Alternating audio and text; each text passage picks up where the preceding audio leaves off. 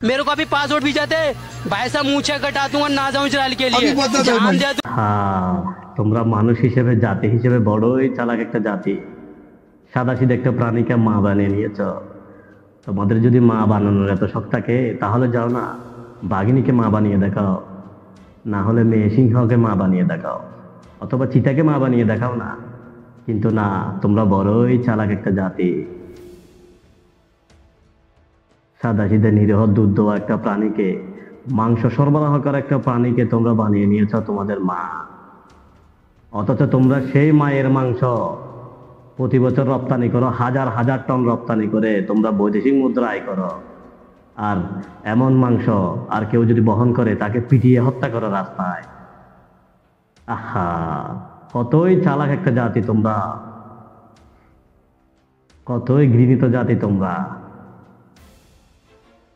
নিরীহ ফিলিস্তিনিদের হত্যা করার কারণে, ছোট ছোট বাচ্চাদের হত্যা করার কারণে, নিরীহ নারীদের অত্যাচার করার কারণে ইউরোপের অনেক দেশ রাস্তায় মিছিল করতেছে, প্রতিবাদ জানাচ্ছে জাতিসংঘের কাছে।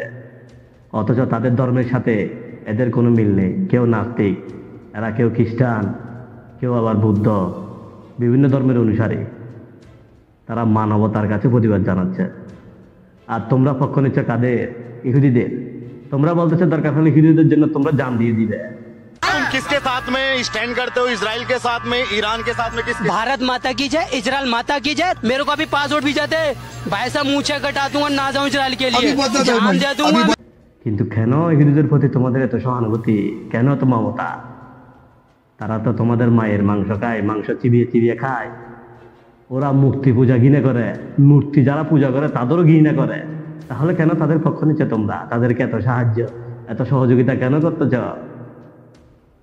আমাদের সাথে না হয় তাদের কালিমার সম্পর্ক, আমরা তাদের জন্য জান দিতে পারি। আমাদের তৃতীয় পবিত্রতম স্থান মসজিদুল আল আকসা, ওখানে। এই জন্য আমরা জান দিতে প্রস্তুত। কিন্তু তোমরা কেন? তোমাদের সাথে কোনো কিছু তাদের সম্পর্ক নাই। উল্টা তোমাদেরকে ওরা ঘৃণা করে। খবর নিয়ে দেখো, তোমাদের ওরা ঘৃণা করে, ঘৃণা। তাহলে কেন এত মমতা, এত সহানুভূতি? আমি বলতেছি তোমরা হচ্ছে ইসলাম বিদ্বেষী। তোমরা হচ্ছে ইসলামের দুশমন। অপেক্ষা করো, সময় আসতেছে, ওয়েট।